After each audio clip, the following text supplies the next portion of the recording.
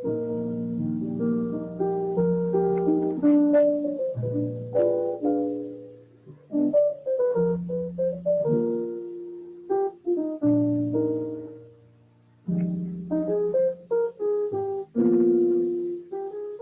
student, hari ini kita belajar tentang manufacturing requirements. Jadi ada beberapa tipe produk pharmaceutical, di antaranya adalah small molecule atau sintetik kimia dan bahan sintetik biologi yang merupakan rekombinan protein.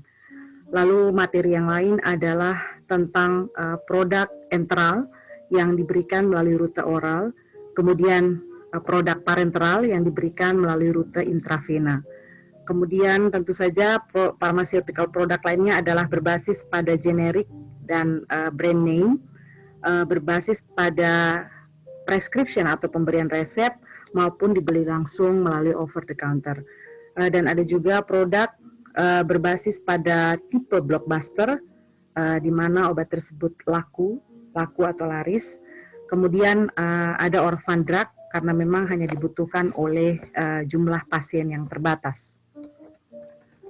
Untuk materi ini yang kita lebih bahas banyak adalah tentang produk pharmaceutical parenteral. Jadi pemberiannya itu melalui intravena. Rute untuk intravena tentu saja ada beberapa tipe, yaitu intramuskular jika penyuntikannya itu lurus langsung menembus muscle atau otot, kemudian subcutaneous kalau memang pemberiannya itu dalam kemiringan 45 derajat. Intravena tentu saja jika masuk ke daerah dermis dengan kemiringan kurang dari 45 derajat, sedangkan yang paling luar adalah intradermal, itu hanya sampai pada epidermis. Pemberian obat parenteral itu berasal dari sejarah nama bahasa Yunani, yaitu par avoid, enteral adalah kanal alimentary, yang berarti beside the intestine. Produk seperti peptide atau peptida, protein, dan agen kemoterapi itu tidak dapat diberikan melalui oral karena akan bersifat terinaktivasi di dalam saluran pencernaan, sehingga satu-satunya rute yang dibolehkan adalah melalui injeksi. Pertama kali produk parenteral yang di-approve oleh FDA atau Badan POM dunia itu adalah pada tahun 1982. Human insulin, jadi merupakan produk rekombinan DNA berbasis protein. Dan biasanya parenteral drug itu harus steril, jadi essentially free, jadi memang betul-betul free atau bebas dari kontaminasi apapun. Nah, olehnya diperkenalkanlah CGMP atau the Current Good Manufacturing Practice, sebab proses dari produksi parenteral drug ini yang melibatkan sterilisasi yang menghindarkan produk dari segala macam tipe kontaminan, baik fisik, kimia, maupun biologi. Dalam perkembangannya, dibutuhkan waktu yang cukup panjang untuk menghasilkan produk yang dapat dikomersialisasi. Jadi setelah preclinical testing yang biasanya menyita waktu 3,5 tahun, itu akan masuk ke 3 fase, fase 1, fase 2, fase 3 uji clinical phase. Lalu mendapat approval atau izin lisensi dari Badan POM, itu adalah tahap komersialisasi. Lalu fase 4 adalah additional post marketing. Jadi preclinical sampai fase 3 itu adalah pilot scale, namun setelah mendapat approval dari FDA atau Badan POM, terjadi scale up untuk komersialisasi. Adapun metode analitik yang dilakukan itu adalah validasi final, termasuk formulasi yang harus divalidasi selain instrumen tentu saja. Untuk fase klinikal yang paling panjang biasanya adalah fase 3, sebab di dalam fase ini selalu ada verifikasi statistik. Di dalamnya juga ada formulasi, penyimpanan, dan packaging yang memang sudah harus di-lock atau sudah harus fix semuanya. Jadi final produksi itu melalui submission nomor identifikasi dengan nomor identifikasi per batch yang telah divalidasi oleh Badan POM. Untuk proses manufacturing ada dua macam, ada upstream proses atau cell culture melibatkan kultur sel tentu saja. Lalu ada downstream proses yang melibatkan purifikasi atau pemurnian. Sedangkan untuk drug product manufacturing-nya ada di dalamnya ada formulasi, filling, lyofilisasi, capping, dan packaging. Dalam sejarahnya, parenteral drug ini dimulai di tahun 1656, yaitu penemuan jarum crude hypodermic oleh Christopher Wren yang lalu kemudian digunakan pada hewan, anjing dalam hal ini. Yang disuntikan adalah senyawa opium. Senyawa opium adalah salah satu bahan alam analgetik narkotika. Jadi memang digunakan pada waktu itu untuk memberikan rasa kebas atau sebagai penghilang rasa sakit pada hewan anjing. Tahun 1960, J.D. Major of Kiel dan J.S.L. Chos dari Berlin pertama kali mencoba menginjeksikannya pada manusia. Namun injeksi opium ini gagal karena ternyata produk obat terinfeksi mikrobial dan juga terkontaminasi secara pirogen sehingga akhirnya membunuh pasien. Lalu tahun 1796 perkembangannya semakin membaik, yaitu di mana ditemukan injeksi intradermal oleh E. Jenner. Ini untuk menginokulasikan virus untuk menghadapi smallpox pada anak-anak. Tahun 1831 pertama kali terapi intravena diperkenalkan, yang di dalamnya terkandung garam, bikarbonat, dan air yang digunakan untuk mengobati pasien kolera. Di pertengahan 1850 pertama kali dilakukan penyuntikan hipotermik di bawah kulit dengan metode rute injeksi subkutan. Lalu tahun 1860 diperkenalkan istilah teori GAM, di mana ada yang dikenallah mikroorganisme pada waktu itu yang ditemukan pertama kali oleh Pasteur, Lister, dan Koch. Tahun 1884 pertama kali otoklav digunakan untuk sterilisasi, itu diperkenalkan oleh Charles Chamberlain. Lalu ada sterilisasi gas yang juga ditemukan untuk mensterilisasi formaldehid tahun 1859. Lalu tahun 1944 digunakan untuk mensterilisasi etilen oksida. Untuk sterilisasi utama menggunakan radiasi itu juga telah diperkenalkan pada beberapa tahun berikutnya, sedangkan metode filtrasi itu diperkenalkan pada pertengahan tahun 1850. 1923 Florence Siebert pertama kali menemukan reaksi pirogenik. Jadi pada waktu itu sudah diketahui bahwa ternyata ada reaksi yang disebabkan oleh originate dari mikrobial itu yang merupakan yang bersifat non-living dan non-protein, itu ternyata tidak bisa dieliminasi dengan metode sterilisasi biasa. Jadi harus digunakan satu metode yang dikembangkan yang namanya tes pirogen kelinci, itu untuk menghilangkan endotoksin dari produk pharmaceutical tadi. Jadi produk parenteral tadi itu harus dibersihkan dari reaksi pirogen, karena reaksi pirogen ini menyebabkan demam. Tahun 1938 FDA lalu memperkenalkan satu obat di mana terjadi insiden pada produksi obat tersebut sehingga 107 orang wafat, dan akhirnya dikeluarkanlah aturan untuk memproduksi obat itu harus berbasis pada CGMP dan tentu saja regulasi FDA.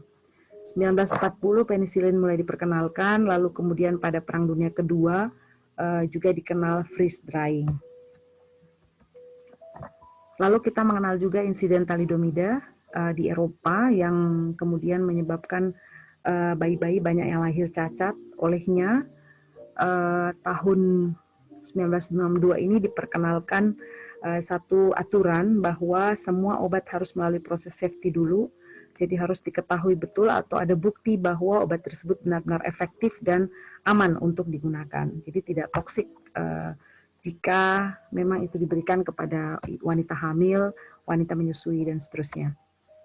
Tahun 1961 diperkenalkan HEPA filter atau High Efficient Particulate Air yang merupakan bahan utama untuk pembuatan LAV atau laminar airflow.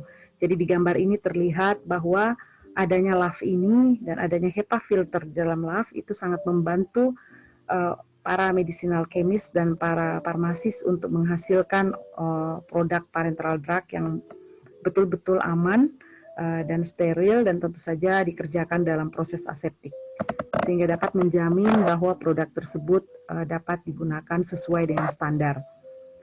Adapun karakteristik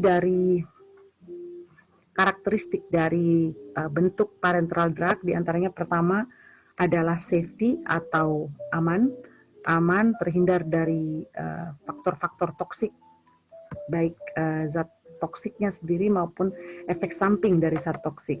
Lalu yang kedua harus steril, harus bebas dari kontaminasi mikroba.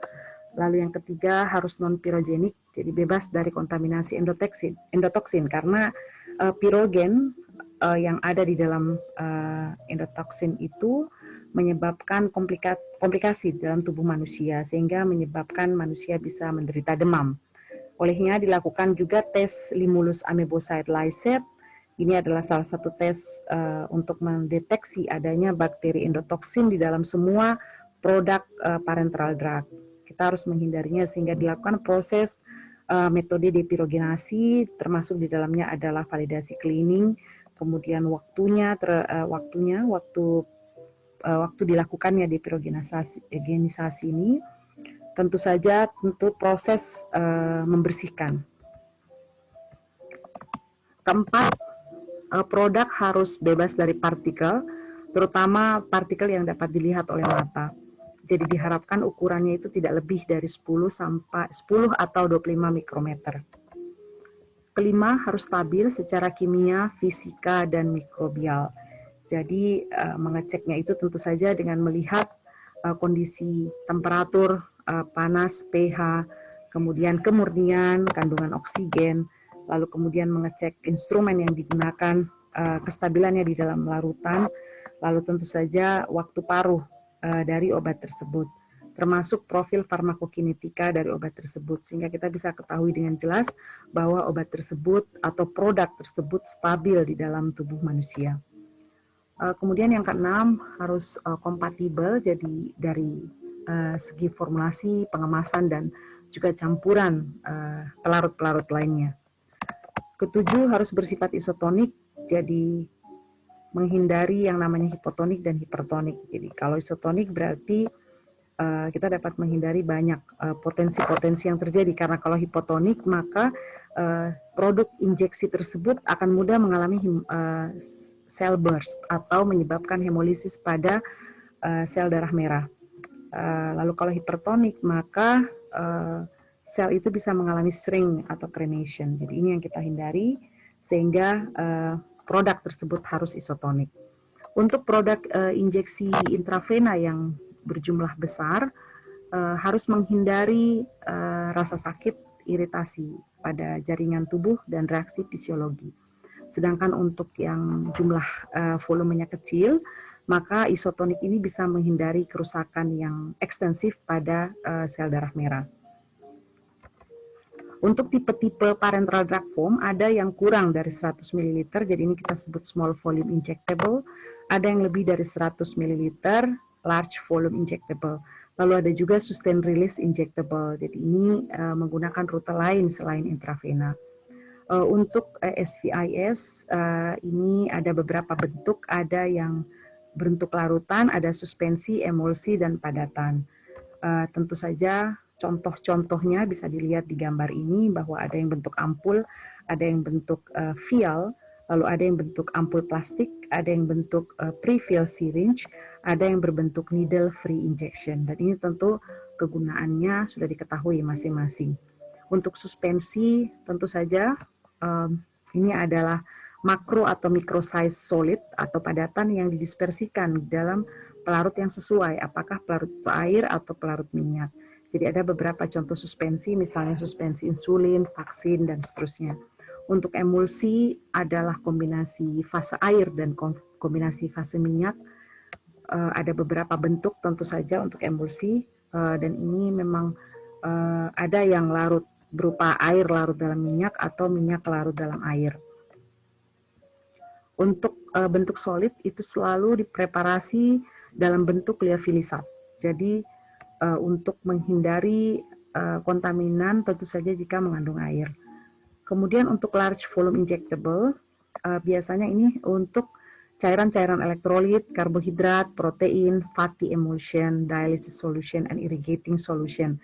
Jadi kalau electrolyte solution, ia mengandung cairan isotonik untuk sumber elektrolit untuk tubuh pasien yang sedang dalam keadaan emergensi.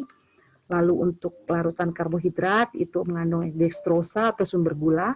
Kemudian untuk sumber protein itu biasanya mengandung campuran asam amino sintetik yang biasanya digunakan oleh pasien-pasien yang mengalami starvation atau kelaparan, kemudian terjadi gagal ginjal dan gagal hati atau kondisi-kondisi lain. Atau emulsi lemak yang ini juga diberikan sebagai sumber nutrien lemak kepada pasien. Kandungannya biasanya adalah soybean oil, air, egg yolk, phospholipid, dan gliserin.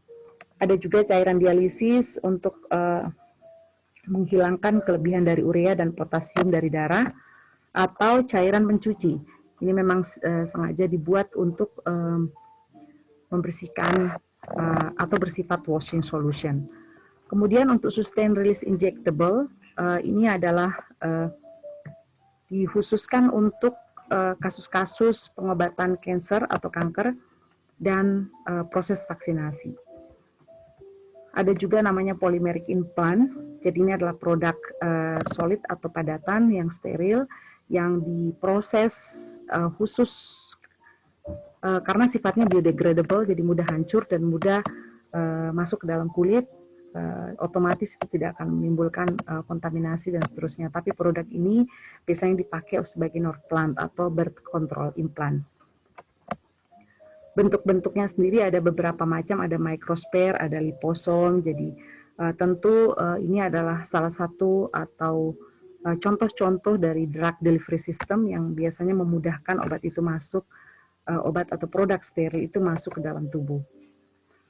Jadi secara umum untuk menghasilkan parenteral drug di dalam proses manufacturing, kita membutuhkan persyaratan proses aseptik yang harus dilalui.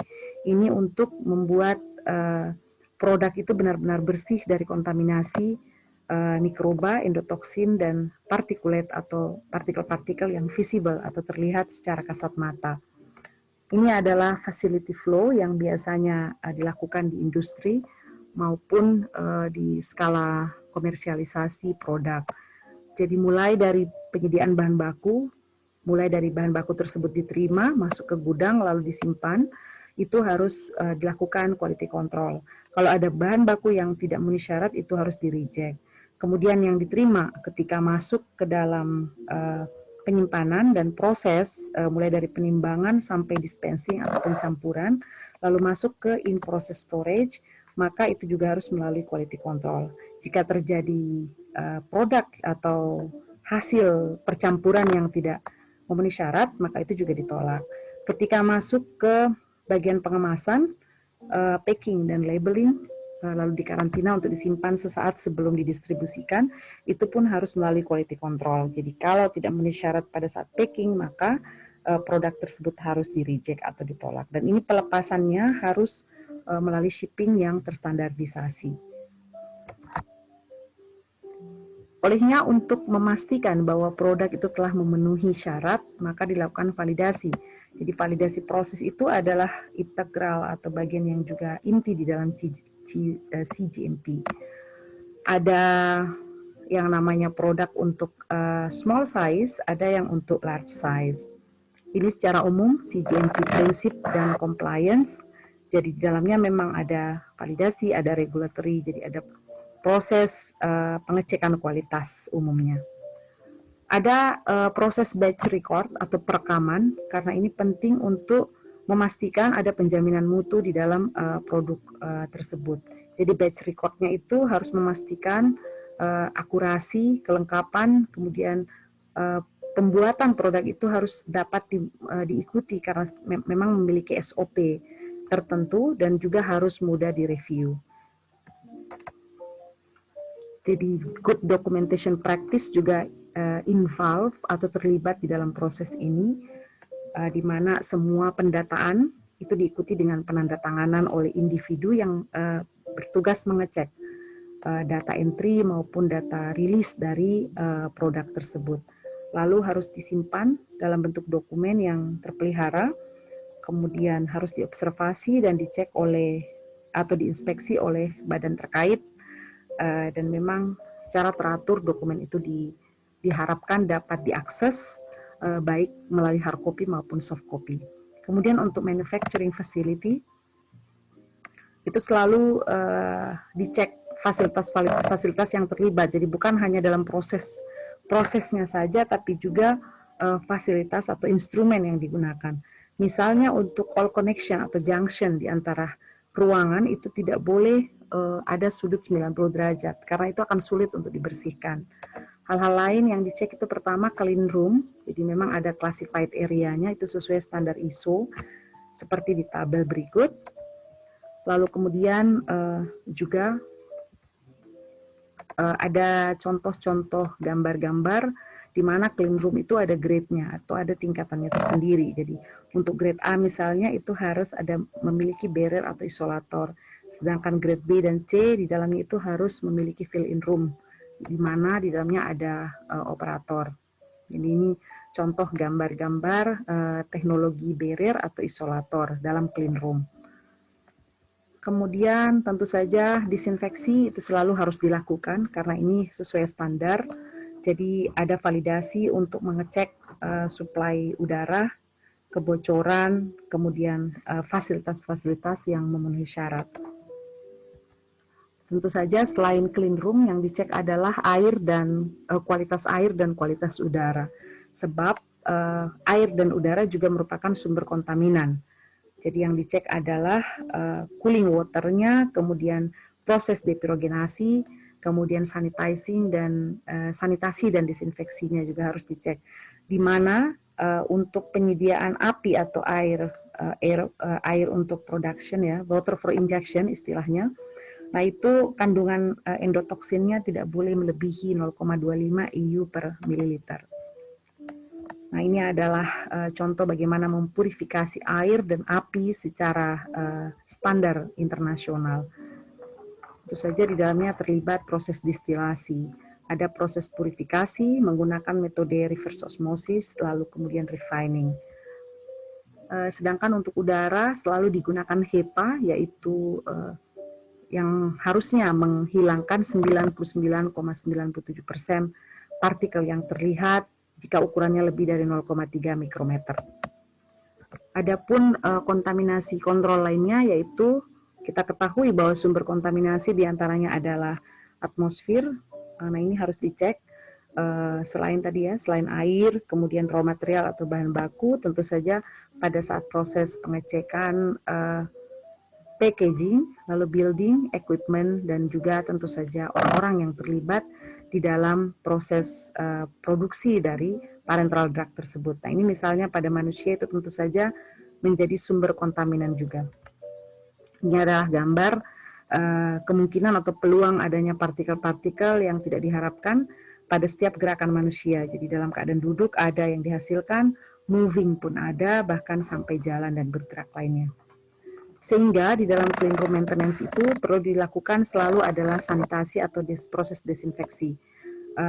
Kita harus membersihkannya dari segala macam model-model kontaminasi. Ada tipe sanitasi yang dilakukan diantaranya deep cleaning. Jadi ini biasanya kita lakukan jika area itu pada area tersebut dilakukan shutdown. Jadi ini tidak selalu harus dilakukan, tapi minimal dalam setahun itu ada deep cleaning. Kemudian ada rutin yang memang setiap hari dilakukan karena berbasis pada operasi normal. Kemudian continuous yang sifatnya terus-menerus. Jadi orang-orang yang terlibat di dalam pekerjaan tersebut harus menggunakan sarung tangan, harus menggunakan desinfektan sebelum mulai bekerja. Itu adalah continuous sanitation. Lalu ada 3 bucket yang memang digunakan untuk mengecek atau membersihkan lantai menggunakan desinfektan. Dilakukan juga environmental control evaluation selain tentu saja kepada manusia atau pekerja. Adapun frekuensi penggunaannya misalnya untuk partikel monitoring in air itu 6 bulan sekali, untuk pengecekan HEPA filter itu setiap tahun, lalu kalkulasi untuk perubahan udara itu 6 bulan, kemudian tekanan udara, temperatur, dan kelembaban itu setiap hari, kemudian monitoring untuk kandungan mikroba atau kontaminasi mikroba itu harus setiap hari. Jadi di dalam tabel ini terlihat berapa kadar dari mikroba untuk ruang-ruangan grade tertentu. Jadi grade A berbeda dengan B, berbeda dengan C dan D. Lalu juga tentu ada kontrol untuk proses pirogen, non-pirogen tadi ya, depirogenasi, yaitu dengan mengecek pada suhu-suhu tertentu dan menggunakan pemanasan dengan strong alkali atau larutan teroksidasi. Itu untuk yang nantinya akan merusak pirogen. Jadi manusia karena dianggap sebagai sumber kontaminan mikroba dan partikel, maka manusia juga harus menggunakan pakaian yang terstandarisasi, harus bersih dan steril pakaiannya. Lalu kemudian personal yang bekerja itu sudah harus ada dalam clean room minimal 2 jam sebelum masuk ke dalam ruangan bekerja yang sesungguhnya. Nah, ini kita bisa lihat bagaimana kontaminan yang dihasilkan oleh bagian tubuh manusia, baik melalui lewat kulit, lewat saliva, lewat nasal wash, lewat produksi aerosol, melalui sneezing atau bersin, dan seterusnya yang memang cukup mengganggu atau bisa jadi menjadi kontaminan utama pada saat memproduksi barang-barang atau produk parenteral ini.